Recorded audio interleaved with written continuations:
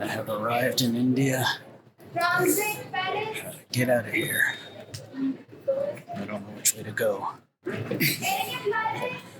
There's a driver here somewhere, but I do not know exactly where I'm going. Parking level 2. It's not quite clear yet, but I think it's this way. Just made it to the cab. Here we go.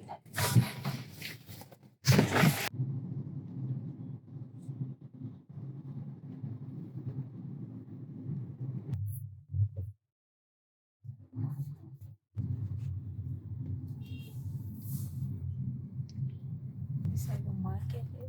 I think so. It looks like Lumpini or something. Indian Lumpini.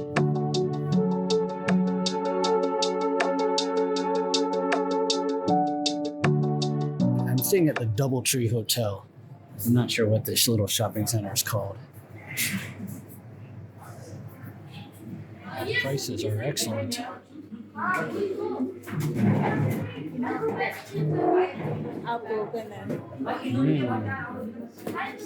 This smells. I wish you could smell this. It's aloo gobi, garlic naan. We're waiting for some tandoori chicken. Yeah, this is very, very good. I think it's equal. I forgot what it is in rupees, but I think it's about a little over $3 US. Tandoori chicken, that was about the same price. Looks very exceptionally delicious. This is not for drinking. This is to clean your hands, because a lot of the things you do eat with your hands. Yeah, so when this comes out, that's not an hors d'oeuvre or after dinner treat. You dip your hand in there and clean off the oils. Hanoi is a total gym rat. Nice little gym here. A little steamy, but I know nothing about India, so I don't know what we're looking at, other than I'm in India. Yeah, a pretty good view. Nice. This is New Delhi. One last look at my hair before it changes forever. Still kind of good. This is where the magic happens, hopefully. I'm in the clinic now. Catch up with you soon.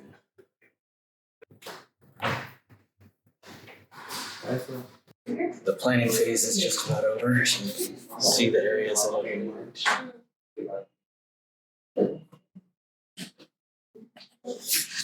Head donor is definitely limited. Okay, so starting. The planning phase is done. Fix this temple point, square this off a little more, square this off a little more. Add some density here. Add some density in this kind of upper crown area. Try to fill in this FUT scar. And time and grass permitting, we may actually fill in some of this excessively harvested donor area that is lowest on the priority list. So it's going to have to be tactical and strategic, but I think I will get everything done. We'll see. I will say I've been impressed. The consultation has been very thorough. It's now 11:30. I got here a little after 9.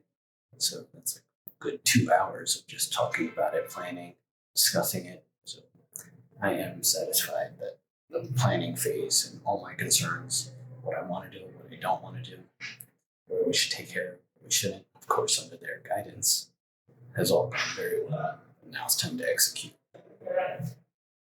So we also did this test to make sure I'm not allergic to the anesthetic. Hold on, sir. Just let me find the pen, right? I assume I passed the test. The lidocaine is for the pain. The adrenaline actually reduces the bleeding. I'm sure there's other stuff too that I don't know about.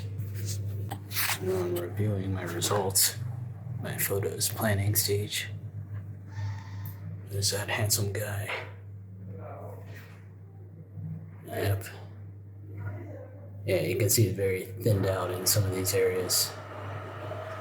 And my donor is blasted. Very blasted. I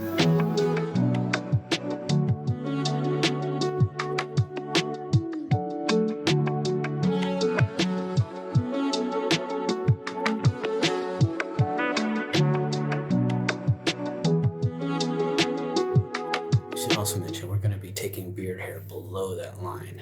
So see below here. I was gonna avoid this because I don't want to get ingrown hair here, but I hate shaving it, so it's worth the risk. That's the face of a man about to be poked and prodded for many hours.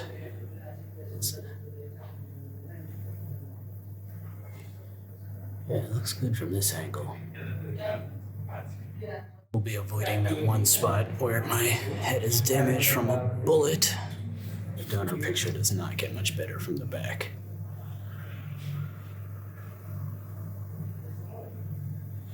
We're looking pretty good up top. Just a few weeks areas. And a little more back into the planning stage for my request because I wanted this density, I wanted it to be forward more. I felt it was a little too far back, just kind of matching. I do not want a new hairline, but behind this hairline. And these pieces that kind of point too forward, I just have to live with that. It's not worth it to fix that. Gotta be tactical. Yeah, so we're gonna do this. This will be head donor hair, as much head donor hair as we can get here, and the rest is gonna have to be body hair. Feeling quite good that we have spent this much time. They say do it once, do it right. You could also say measure twice, cut once. Yeah, because you gotta educate yourself, and you really need to express what you want as clearly as you can. Because it's always tactical where the hair is gonna go, how it's gonna go. You see that head shaving technique to isolate the areas that are recipient and donor. Could be unique here.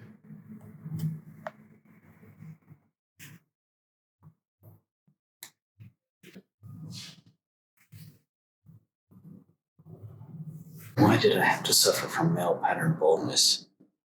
It's been 30 years on this. I hope this is the end. Yep. I'm not sure what to think of this, but apparently it helps him, so that's what I care about. I would have been done by now if I could have used all head donor hair, but it's a matter of strategy and being tactical and what hair is going to come from where, which I don't even know yet. But yeah, it's a shame, but I guess I have to blame on myself and doctors who did a good and not so good job in the past. About to do Eugenix provided meal, and it's on to the surgery. I got my first hair transplant sometime in the mid-90s. I did not think, like 30 years later, I'd be in India to finish the job. Here I am. Here is my Eugenix meal, banan, barta, eggplant, and dal. This is not an eating channel, so I'm just going to eat it. The surgery is done. I'm just waiting for my ride. We were only able to get 580 head grafts, and honestly, after looking at my head donor, it's a miracle we could get anything. I'm definitely all tapped out. So today, and I'll try to show you later, we fixed these temple points. We started moving back from a little bit behind the hairline with the head donor that was left over. It actually didn't require all of that head donor for the temple points and these little corners here. It's a little more squared off now. So from this point forward, it'll just be body hair, leg hair, beard hair, chest hair. That's probably about it. But I think with that, I have enough to get up to around 2,300. That's what I'm hoping, just to fill in gaps, try to perfect it. But this is the end of the road for me. I don't want to do this anymore. So, and I don't really have any more to give. So this is it. So far, everything has gone well. Dr. Consol is guiding everything. The team is incredibly talented, the most talented and caring techs I've ever met. So far, so good. But in the end, it'll be the results of how it grows. I'm not going to recommend or not recommend this clinic. Either the results will speak for themselves or they won't. And then based on this information I'm giving you, you'll make your own choice. That'll still a while away from that, though. Maybe years away from that. But that's the route I'm on. Let's take a look so far. I just sprayed my head with some saline solution. They have some kind of strategy where this means something to them. Kind of makes sense. So here now I finally have this temple point. They filled in this part that was kind of recessed. basically they strengthened this temple point. They squared this off. It was weak. And as I said, we started going back. So as far as this hairline being angled wrong, she agreed it is slightly angled wrong.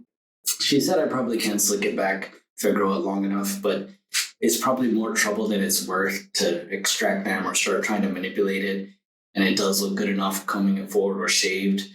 And I was kind of leaning that way anyway, so I'm just going to leave that alone. This line on my neck, they didn't want me to wash it off. So we just worked on head donor today, and there was a lot of the day was just planning, which was really thorough. It was like project management, and we all made sure we agreed with everything and looking at photos.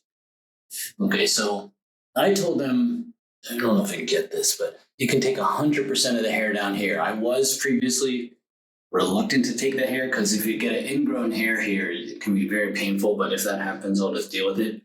I hate shaving down here. So I said you can take 100% of the hair here and then take maybe 50% here. But we didn't get around to that, and I was kind of hoping to wipe it off, but they're like, I just leave it. And to be quite honest with you, nobody seems to care around here. And also, I think this particular hotel is used to hair transplant patients. So I was just wearing that surgical cap and walking around, and honestly, nobody really cares, which is kind of cool. So tomorrow, it'll be all, from the rest of the time, as I said, it will be all body hair. Just try to fill in this front a little bit, and then maybe the back, and then that's it. I think I got it after that. I'm very happy I finally, I'm still frustrated that other surgeon did not do this. This didn't seem that complicated, and I probably would not have had to make this trip, though I am happy. Since I did have to make the trip, I am so far happy with my choice. I'm trying to get this back here a little bit. I don't know if it tells you anything. Yeah, here's a donor side. I haven't looked at that myself, and I'll try to get in the light tomorrow. Yeah, that is definitely tapped out now. Day 2 has begun. Wearing my trusty bandana. Still have this wonderful line on my neck. Got a couple of looks, but there's not too many people here. Right after I finish my breakfast, I'll be going for more. Yeah, so this, I told them they can take 100% of what's below my neck, and I don't really care if they take 100% of this too, but try to take less of it. All right, time to go downstairs and wait for my driver. I have like my usual work clothes on, but I never wore this kind of thing to work. Great. All right, honey, I have to go to the office. You're gonna miss me? All right. I've been getting some funny looks in this one. I'm not down with this line on my neck.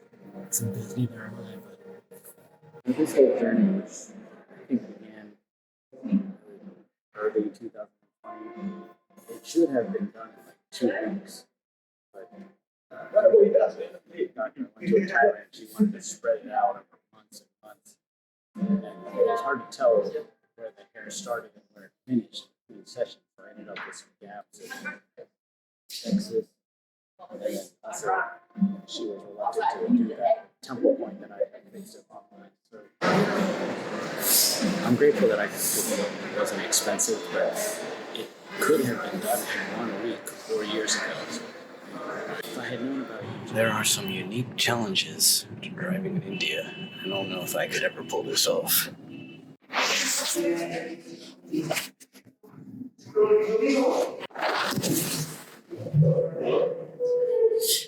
Mostly took from that's where my hair is the most dense. We're gonna try to take some other areas too.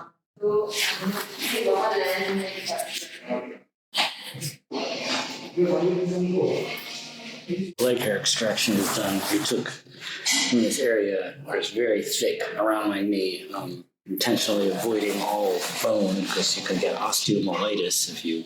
So when you're getting FUE, you don't want to be poking into a bone like your shin bone or your knee. So that's something you have to be careful of. You can get osteomyelitis, but they were well aware of that, and we avoided all bone area, just soft tissue.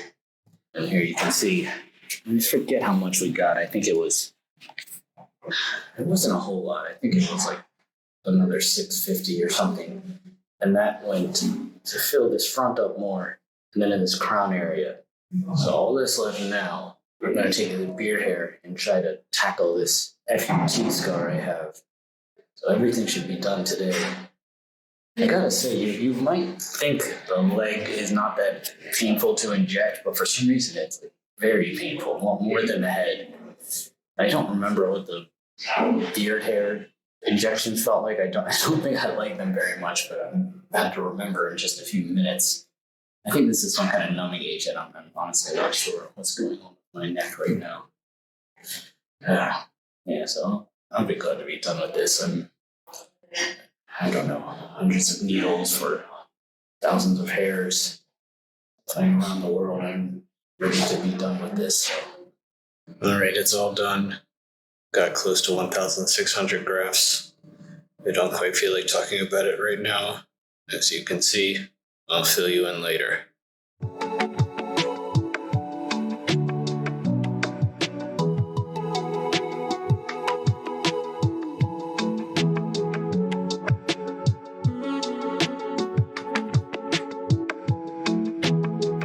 So this one dot that seems out of alignment, that's not a hair, that's an injection site, so that'll come off. They didn't add an extra hair that's not connected to the rest. That is an injection site.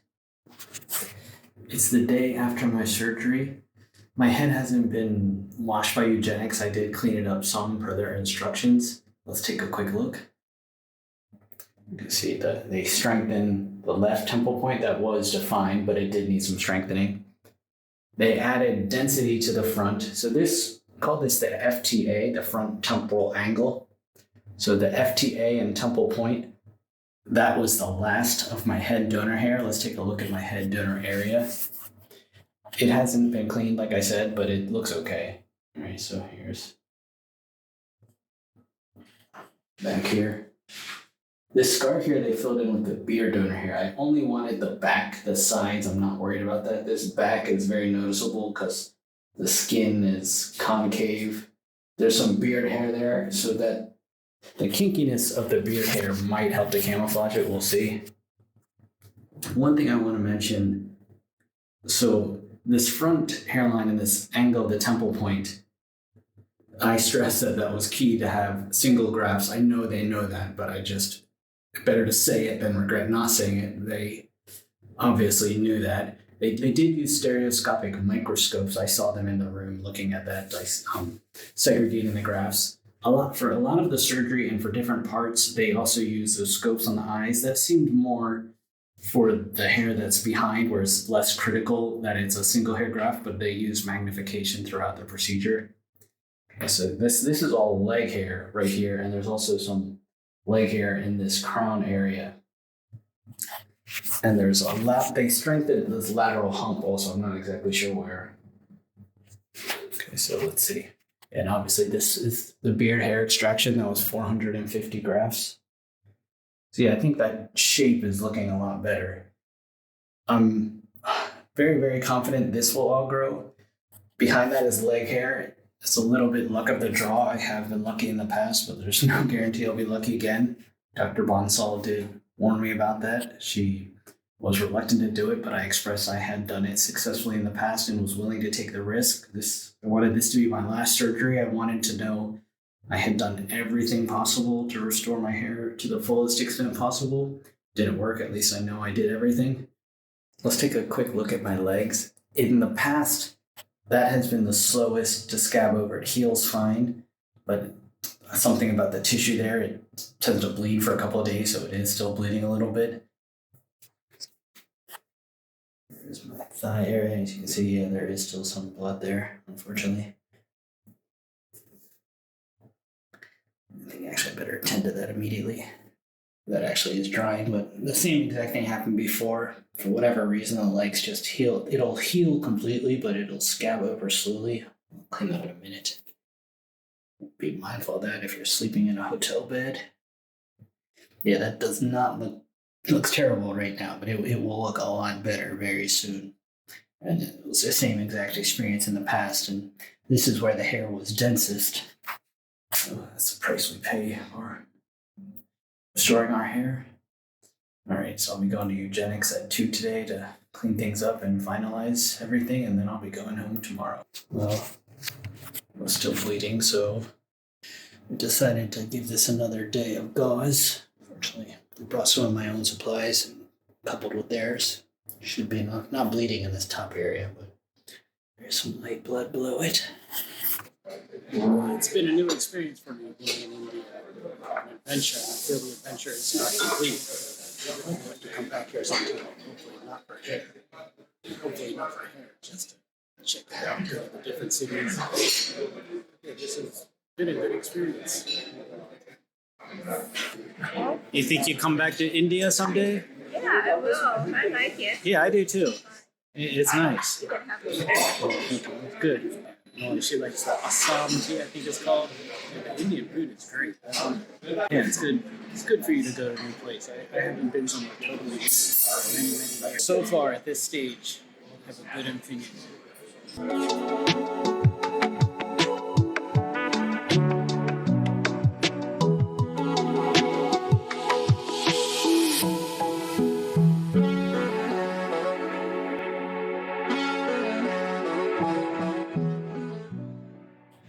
There must be a method to this, but I don't know what it is.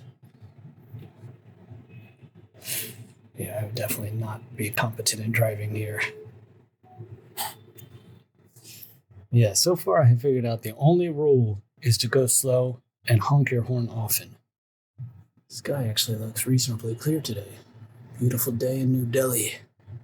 Okay, there's a little better light now, so let's just do another review. Okay, we've enjoyed scenes of New Delhi. Now let's take a look at my head. The front temple angles, FTA Eugenix calls them, and the temple point, clearly defined. Same thing on the other side, but more was needed here because there was no temple point. Then again, this front area, there is some density that's been added. And then also across the back, what you might call the upper crown, that's something's been added there as well. Go back here. So this strip along the back, as I mentioned, they put that bearded donor hair. Nothing on the side. Try to take a full look at this donor area. I haven't really looked at it myself yet, but I assume it looks pretty good. It's definitely very depleted, which was a combination of misguided surgeries and not taking hair preserving not taking DHT blocking or minoxidil to stop that prior hair transplanted hair from falling out. Yeah, so there's still a couple things on my head that haven't washed it yet. Yeah, so you can't really see too much of my legs now, but you can see a little there. All right, that's it for now.